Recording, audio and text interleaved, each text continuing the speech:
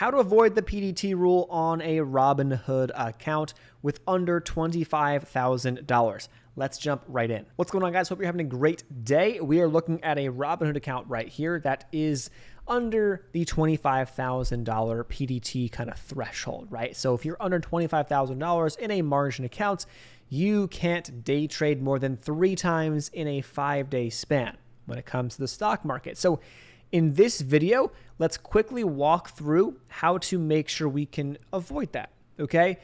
What you're going to want to do is you're going to want to transition to a cash account. Now, this I believe is something that Robinhood recently has been at least promoting, I think since July. Here's where things get really interesting. We'll cover this in just 1 second.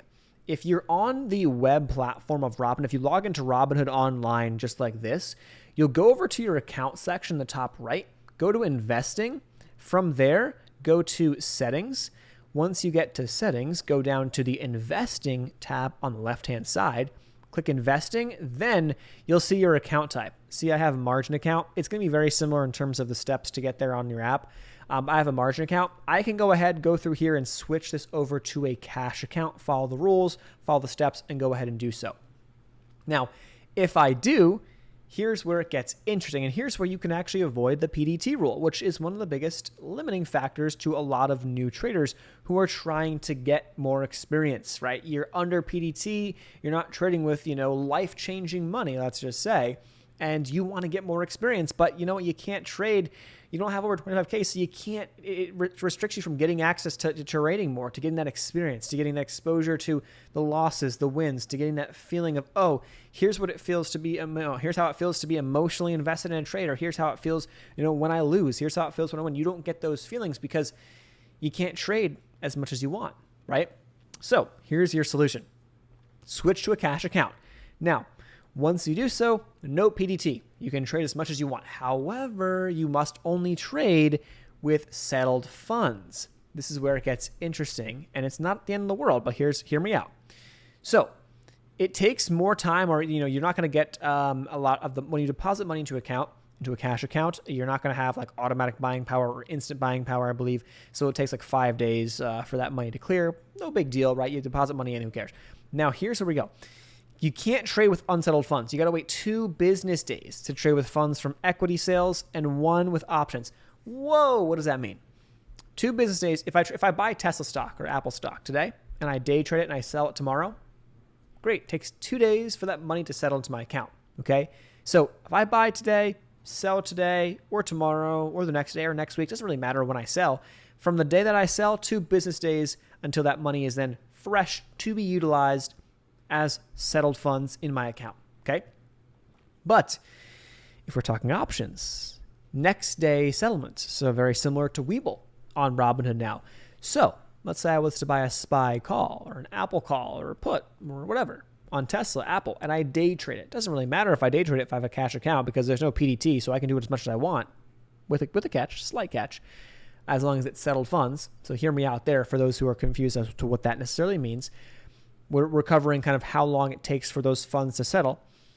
If I sell that option, whether it's a day trade or not a day trade, that money is available the next day, 1 business day for those funds to settle. So that means I can use those funds the next day. Here's why it's interesting. Here's how you can avoid PDT. Let's say you have $1,000 in your Robinhood cash account. You could take that $1,000 and put it all into whatever position or option you're going to trade.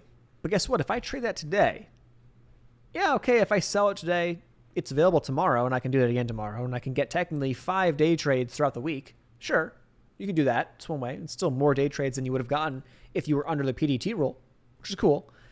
But on a margin account. But maybe a more useful way is to split that $1,000 up into $250 chunks or $100 chunks. This way you can trade a bunch of times today. Let's say I take that $1,000 and I make 3 trades all at $100 a pop, and I sell those trades for the exact same amount, and they're all break even. In a perfect world, that's not how it goes, but whatever, just hear me out.